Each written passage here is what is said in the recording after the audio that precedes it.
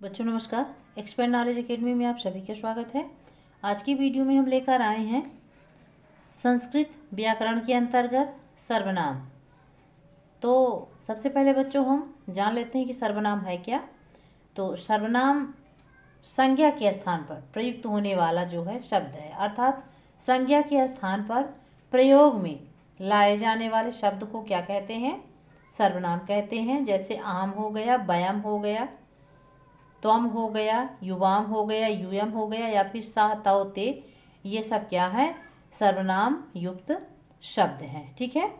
तो सबसे पहले बच्चों यहाँ पे देखिए, चूंकि हिंदी और संस्कृत में सर्वनाम की जो परिभाषा होती है वो कॉमन होती है। ठीक है ना। अब देखिए यहाँ पे क्या हमने लिखा है, सर्वनाम के हमने लिख दिए हैं भेद लिखे हैं। ठीक है ना। तो चूंकि आप लोग पढ़े होंगे कि हिंदी में सर्वनाम के भेद जो है या सर्वनाम की संख्या कितनी होती है। सर्वनाम शब्दों की संख्या हिंदी में 11 होती है, उसके भेद कितने होते हैं? 6 होते हैं।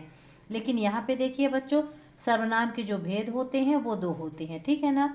संस्कृत में जो है सर्वनाम को 2 भागों में विभक्त किया गया है। ठीक है।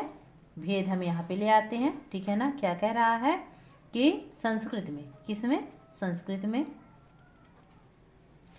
सर्वनाम को कितने भागों में बांटा गया है? 2 भागों में। सर्वनाम को 2 भागों में बांटा गया है। ठीक है। 2 भागों में बांटा गया है। ठीक है ना।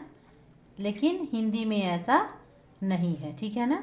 हिंदी में जो है सर्वनाम को कितने भागों में बांटा गया है? 6 भागों में बांटा गया है, या सर्वनाम के 6 भाग होते हैं, 6 भेद होते हैं, ऐसा हम कह सकते हैं। ठीक है। लेकिन संस्कृत में जो है तो 2 भागों में बांटा गया है। पहला भाग कौन सा है बच्चों? पहला है, 2 ही भेद हैं इसके। पहला भेद है, हम कह सकते हैं पुरुषवाचक सर्वनाम।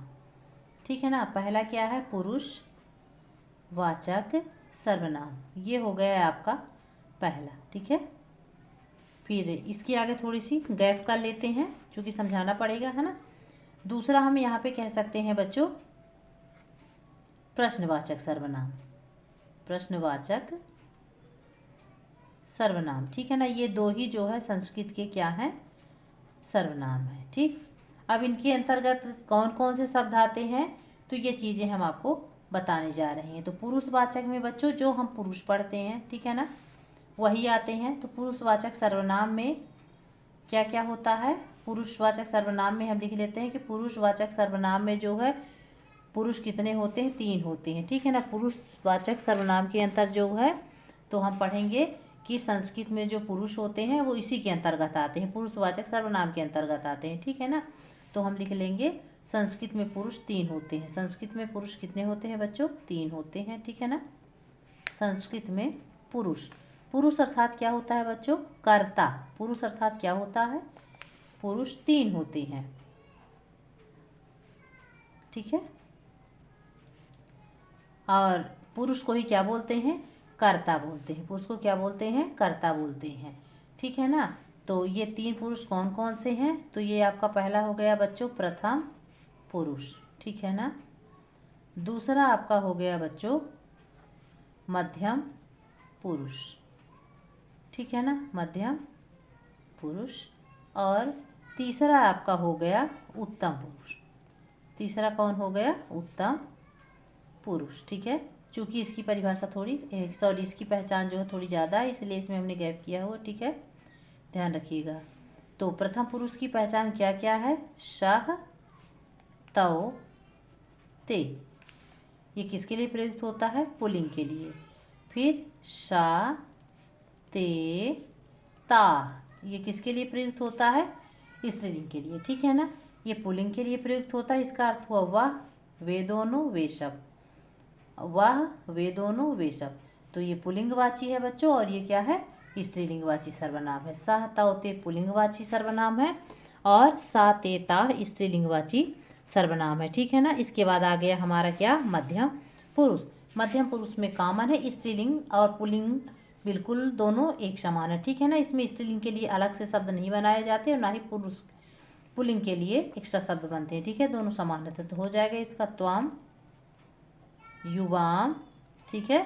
और ये यूयम हो गया। ओके। ये हो गया मध्यम पुरुष का। उत्तम पुरुष का सर्वनाम क्या हो जाएगा? सर्वनाम युक्त शब्द अहम हो जाएगा बच्चों, आवाम हो जाएगा, और क्या हो जाएगा, बयम हो जाएगा। ठीक है ना, अहम आवाम बयम। ध्यान रखिएगा, शाह तौ ते सा ते ता प्रथम पुरुष के अंतर्गत आए, त्वम युवाम यूयम जो है मध्यम पुरुष के अंतर्गत, और अहम आवाम बयम ये किसके लिए आ गया, उत्तम पुरुष। अब इनमें थोड़ा सा हम ये बता सकते हैं, प्रथम पुरुष को अन्य पुरुष भी बोला जाता है। ठीक है ना, प्रथम पुरुष को क्या बोला जाता है, अन्य पुरुष भी बोला जाता है। तो ये जान लेते हैं कि थोड़ा यदि और कुछ विस्तार से इनके बारे में जानना हो तो कैसे जानेंगे। तो हम बता सकते हैं कि जो सुनने वाला होता है, ठीक है ना, वो मध्यम पुरुष होता है। मध्यम पुरुष की श्रेणी में कौन आता है, सुनने वाला।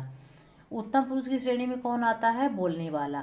और प्रथम पुरुष की श्रेणी में कौन आता है, जिसके बारे में बात की जा रही हो। ठीक है ना, पुरुष का मतलब आप लोग ये मत समझिएगा कि खाली पुरुष जाति। पुरुष का मतलब होता है कर्ता, जिसके द्वारा क्रिया संपन्न की जा रही है, वह क्या कहलाता है, पुरुष कहलाता है। इनकी पहचान हमने क्रमशः यहाँ पे बता दिया है। ठीक है ना, तो क्या हो गया, श्रोता सुनने वाला मध्यम पुरुष, वक्ता बोलने वाला उत्तम पुरुष, और जिसके बारे में बात की जा रही है तो वो हो जाएगा हमारा क्या बच्चों, प्रथम पुरुष या फिर अन्य पुरुष। जैसे कि मैं यहाँ पे बोल रही हूँ, आप लोग सुन रहे हैं, तो आप कौन हो गए, आप सभी बच्चे जो है तो मध्यम पुरुष की श्रेणी में आ गए।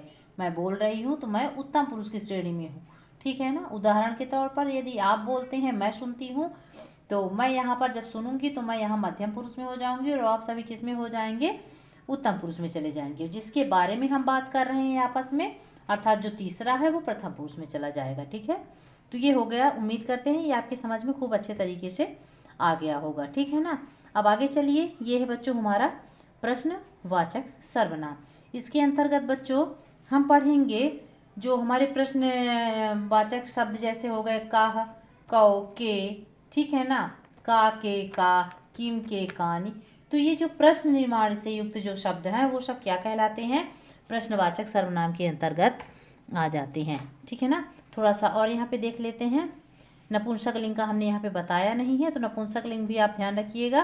प्रथम पुरुष के अंतर्गत शाह तौ ते पुलिंग, सा ते ताह, और नपुंसक लिंग में आ जाएगा बच्चों तत्, ते, तानी। ये सब किस में जाएंगे, प्रथम पुरुष के अंतर्गत ही ये सारे शब्द आते हैं। ठीक है, अर्थ तीनों का सेम रहेगा। वह वे दोनों वे सब, वह वे दोनों वे सब, वह वे दोनों वे सब। ठीक है, तो चलिए प्रश्नवाचक की ओर चलते हैं। ठीक है, तो प्रश्नवाचक में क्या हो जाएगा, कह, कौ, के। ध्यान रखिएगा, कह, कौ, के। ठीक, पुल्लिंग के लिए इनका प्रयोग हुआ। ठीक है, फिर इसके बाद आ गया का, के, का। ये किसके लिए प्रयुक्त हुआ बच्चों, ये स्त्रीलिंग के लिए प्रयोग में लाया गया। ठीक है, आगे बढ़ते हैं नपुंसक के लिंग के लिए, तो ये हो जाएगा हमारा किम, के, कान। तो ये क्या हो गया, ये देखिए बच्चों क्या है, ये सब विभक्तियां अनुसार ये जो है तो आगे बढ़ते चले जाते हैं। समझ में आ रहा है, जैसे ये पुल्लिंग का हमने प्रथमा विभक्ति एक वचन, स्त्रीलिंग का प्रथमा विभक्ति एक वचन, नपुंसक लिंग का प्रथमा विभक्ति हमने एक वचन आपको बताया है। जैसे यहाँ पे हमने सभी का प्रथमा विभक्ति एक वचन बताया, जैसे सह, तौ, ते, तो ये तत्शब्द जो है हम तत्शब्द रूप का हमने प्रथमा विभक्ति एक वचन पुल्लिंग का बताया है, प्रथमा विभक्ति एक वचन स्त्रीलिंग, और प्रथमा विभक्ति एक वचन नपुंसक लिंग का बताया है। उसी तरह से मध्यम पुरुष अस्मद उष्मद जो शब्द रूप होता है ना, उसके अंतर्गत आता है।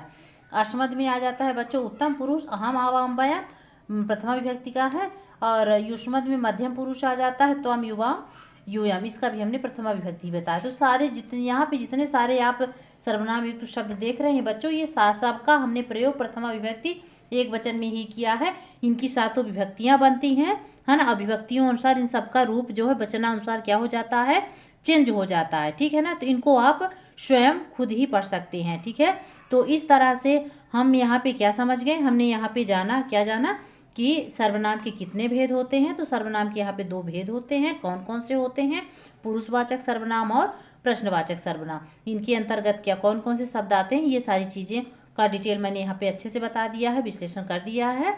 इसी प्रकार नेक्स्ट वीडियो में बच्चों जो है तो ग्रामर से संबंधित कुछ और चीज़ें लेकर हम आएंगे। तो चलिए मिलते हैं अगली वीडियो में। इससे संबंधित यदि आपको कुछ भी जानकारी चाहिए तो आप हमें कमेंट बॉक्स में बताएं, हम उसे बताने की पूरी कोशिश करेंगे। हमारा वीडियो आपको कैसा लगा ये भी बताएं। तो चलिए मिलते हैं अगली वीडियो में। तब तक आप सभी बच्चे स्वस्थ रहें, मस्त रहें, दुरुस्त रहें और एक्सपर्ट नॉलेज एकेडमी से जुड़े रहें। धन्यवाद।